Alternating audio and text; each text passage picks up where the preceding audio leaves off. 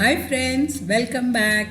இன்றைக்கி நம்ம பார்க்க போகிறது ஒரு கீரை தண்டு வச்சு செய்யக்கூடிய ஒரு குழம்பு தான் பார்க்க போகிறோம். ரொம்ப ஈஸியாக நமக்கு காலையில் எந்திரிச்சதும் என்ன கறி செய்யலான்னு நம்ம யோசிக்கிறதுக்குள்ளே இந்த கீரை இருந்ததுன்னா நம்ம கீரையை நம்ம யூஸ் பண்ணிவிட்டு அந்த தண்டு கொஞ்சம் தடிமனாக இருந்ததுன்னா அந்த கீரை தண்டும் அதுக்கு கூட கொஞ்சம் கீரையும் சேர்த்து செய்யக்கூடிய இந்த புளிக்கறி ஒரு அருமையான ஒரு குழம்பு. நமக்கு உடனே 10 நிமிஷத்தில் நம்ம இதை செஞ்சிடலாம். ஸோ இப்போ இது எப்படி செய்யறதுங்கிறத நம்ம பார்க்கலாம். இதுக்கு தேவையான பொருட்கள் எல்லாம் எடுத்து வச்சுட்டு ஒரு எலுமிச்சம்பழ அளவு புளி எடுத்து ஊற போடணும். அதுக்கப்புறம் கீரை தண்டையும் இது மாதிரி நல்லா கீரையோடு சேர்த்து கொஞ்சம் கட் பண்ணி வச்சுக்கலாம். கொஞ்சம் பெரிய கீரை தண்டு கிடச்சா கூட நீங்கள் அதை வச்சு கூட செய்யலாம்.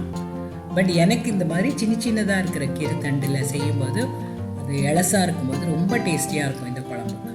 ஸோ நம்ம நறுக்கி வச்ச கீரையும் கீரை தண்டையும் சேர்த்து ஒரு சீஞ்சட்டியில் போட்டு கொஞ்சம் உப்பு சேர்த்து தண்ணி ஊற்றி நல்லா வேக வைக்கணும். நீங்கள் அது வேகிறதுக்குள்ளே நீங்கள் அதுக்குள்ளே மசாலாவை அரைச்சிடலாம். ஸோ இப்போ இது வெந்துடுச்சு. ஸோ இப்போ இதுக்கு நம்ம மசாலா அரைக்கிறதுக்கு மிக்சியில் ஒரு கப் இல்லை உங்களுக்கு தேவையான அளவு 1/2 கப்பு தேங்காய், ஒரு 4-5 மிளகாய் வத்தல், 1 டீஸ்பூன் மிளகு, 1/2 டீஸ்பூன் மஞ்சத்தூள், ஒரு 10-12 சாம்பார் உள்ளி, இதெல்லாம் அதோடு சேர்த்து கொஞ்சம் தண்ணியும் ஊற்றி அரைக்கணும். ரொம்ப நைஸாக அரைக்கணும்னு இல்லை, ஒரு மாதிரி நம்ம இந்த மாதிரி அரைச்சா போதும். இது அரைச்ச அந்த விழுதை நம்ம ஒரு பாத்திரத்தில் போட்டுட்டு கரைச்சி வச்சுருந்தோம் இல்லையா புளி, அதையும் சேர்த்து தேவைப்படுற உப்பும் நல்லா மிக்ஸ் பண்ணி வச்சுக்கலாம். அதுக்குள்ளே உங்களுக்கு அந்த கீரை தண்டு வெந்துடும். வெந்ததுக்கப்புறம் அதுலேயே இதை ஊற்றி கொதிக்க விடணும். ஆனால் அந்த புளிக்கறிக்கு மெயினாக ரொம்ப நேரம் கொதிக்க விடக்கூடாது. நம்ம இப்போ வத்த குழம்பு, சாம்பார் அது மாதிரியெல்லாம் கொஞ்சம் கொதிக்க வைப்போம் இல்லையா, அது மாதிரி இல்லாமல் ஜஸ்ட் கரெக்டாக அந்த புளியும் அந்த உப்பு அதோட சேர்த்து நம்ம அந்த டேஸ்ட் பார்த்துக்கணும். இதில் காரம், புளி, உப்பு கரெக்டாக இருக்கணும். அதெல்லாம் சேர்த்து ஒரு நிமிஷம் கொதிச்சா போதும். இது மாதிரி கீரையோடு சேர்ந்து அது நல்லா கொதிக்கும். ரொம்ப குயிக்காக செஞ்சிடக்கூடிய ஒரு குழம்பாகும் இது.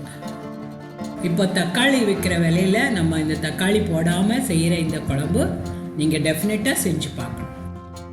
ரொம்ப டேஸ்டியாக இருக்கும். ஸோ இந்த குழம்பு ரொம்ப குயிக்காக நம்ம செஞ்சிடலாம்.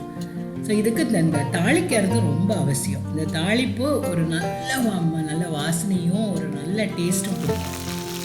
அந்த கரண்டியில் கொஞ்சம் தேங்காய் எண்ணெயோ இல்லை உங்கள் விருப்பப்பட்ட வெஜிடபிள் ஆயில் ஊற்றி கடுகு, வெந்தயம், கருவேப்பிலை பொரிஞ்சு கொஞ்சம் சாம்பார் உள்ளி பொடிசை நறுக்கிட்டு அதையும் அதில் போட்டு கொஞ்சம் வதக்கிக்கணும்.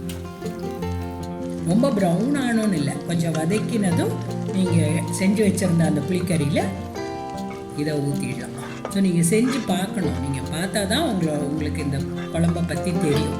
ஸோ இந்த கீரை தண்டு புளிக்கறிக்கு கூட நீங்கள் வாழைக்காய் பொரியல் இல்லை உருளைக்கிழங்கு மசாலா, நான்வெஜ் சாப்பிட்றவங்களா இருந்தால் மீன் ஃப்ரை கூட ரொம்ப நல்லாயிருக்கும். முட்டை பொரியல் இதுக்கு கூடயும் நம்ம சுடு சாதத்தோடு சாப்பிடும்போது ரொம்ப அருமையாக இருக்கும். ஸோ டெஃபினட்டாக நீங்கள் இது செஞ்சு பார்த்துட்டு உங்கள் கமெண்ட்ஸ் எனக்கு எழுதுங்க. ஓகே, கமலா கிச்சனுக்கு சப்ஸ்கிரைப் பண்ணுங்கள். Thank you, enjoy.